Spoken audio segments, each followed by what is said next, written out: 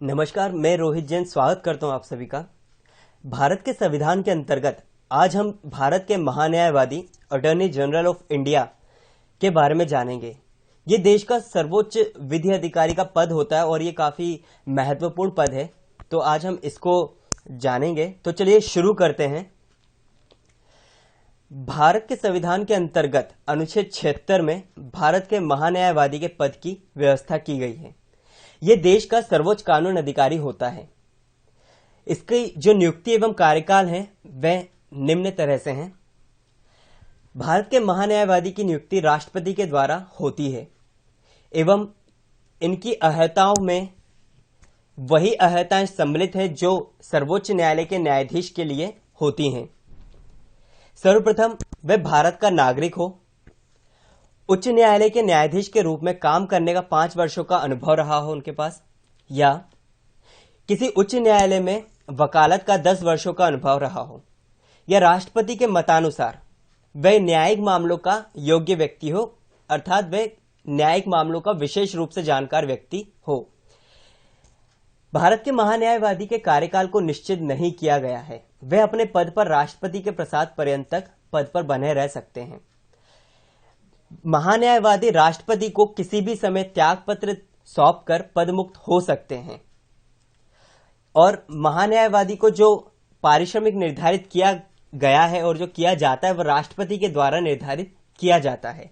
आगे कार्य एवं शक्तियां।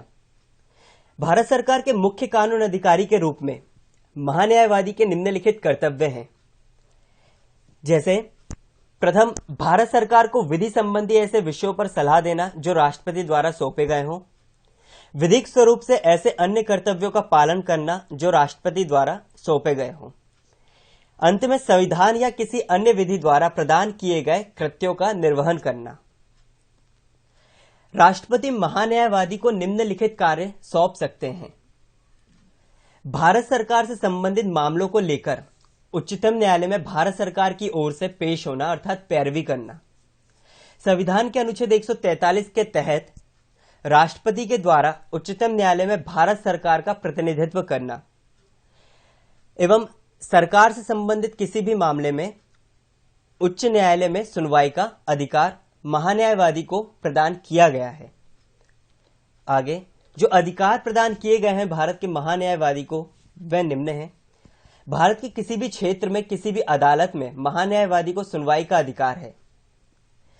संसद के दोनों सदनों में बोलने या कार्यवाही में भाग लेने का या दोनों सदनों की संयुक्त बैठक में मताधिकार के बिना भाग लेने का अधिकार प्राप्त है। अर्थात महान्यायवादी दोनों सदनों में जो संयुक्त बैठक होती है उनमें बैठ सकते हैं, परंतु वे वहां पर मत नहीं दे सकते हैं। केवल सुनवाई का ही उन्हें अधिकार प्राप्त है। अंत में जो सीमाएं निर्धारित की गई हैं महान्यायवादी के लिए वे कुछ इस प्रकार हैं। वे भारत सरकार के खिलाफ कोई सलाह या विश्लेषण नहीं कर सकते हैं। जिस मामले में उसे भारत सरकार की ओर से पेश होना है उस पर वे कोई टिप्पणी नहीं कर सकते हैं, अर्थात अपनी राय नहीं प्रकट कर सकते हैं या किसी प्रकार से कोई टिप्पणी नहीं कर सकते हैं। भारत सरकार की अनुमति के बिना वह किसी आपराधिक मामले में व्यक्ति का बचाव नहीं कर सकते हैं। ये कुछ सीमाएं हैं जो इनकी महान्यायवादी की निर्धारित की गई हैं। धन्यवाद।